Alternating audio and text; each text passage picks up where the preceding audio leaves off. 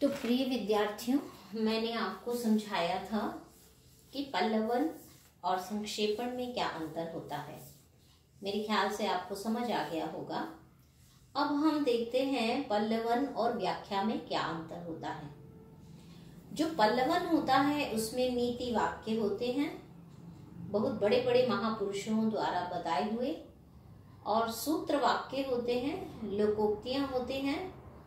इन सब के भाव को विस्तार से व्यक्त किया जाता है पल्लवन में, क्योंकि जितने भी हमारे महापुरुष हैं, हमारे दार्शनिक हैं, विचारक हैं, विद्वान हैं, उन सब की बताई हुई जो गूढ़ता से भरी हुई, जो गहराई से भरी हुई रहस्यमयी बातें हैं, उनको विस्तार देते हुए जो व्यक्ति अपने समझ से, अपने अभ्यास से, अपनी प्रतिभा से, अपनी भाषा ज्ञान से दूसरे के बुद्धि तक पहुंचाने की क्षमता रखता है, वह व्यक्ति पल्लवन कर सकता है।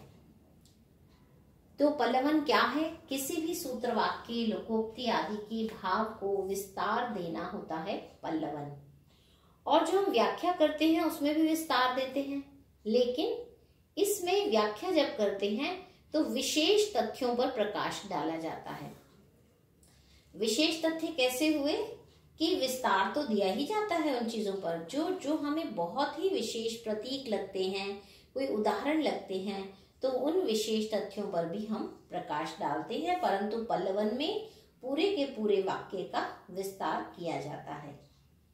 दूसरा है, पल्लवन में मूल भाव की ओर विशेष ध्यान दिया जाता है कि इसमें लेखक ने जो बात कही है वह विशेष कौन सा मूल प्रमुख केंद्र बिंदु बनाए, जिसके आधार पर हम उस विचार का विस्तार दें।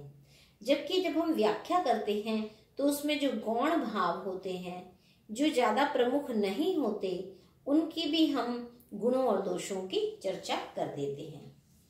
और पल्लवन में मूल भाव के साथ ना तो संदर्भ दिया जाता है, ना कोई प्रसंग दिया जाता है, और उसकी जरूरत भी नहीं होती, केवल उसको विस्तार देना, समझा देना ही पर्याप्त होता है। जबकि व्याख्या में संदर्भ भी दिया जाता है और प्रसंग भी, और इन दोनों का बहुत अधिक महत्व होता है।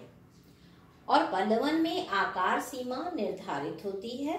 आप एक अनुच्छेद नहीं तो आधा अनुच्छेद और लिख सकते हैं, लेकिन व्याख्या में आपका आकार निर्धारण नहीं होता। वह बड़ा भी हो सकता है, वह छोटा भी हो सकता है।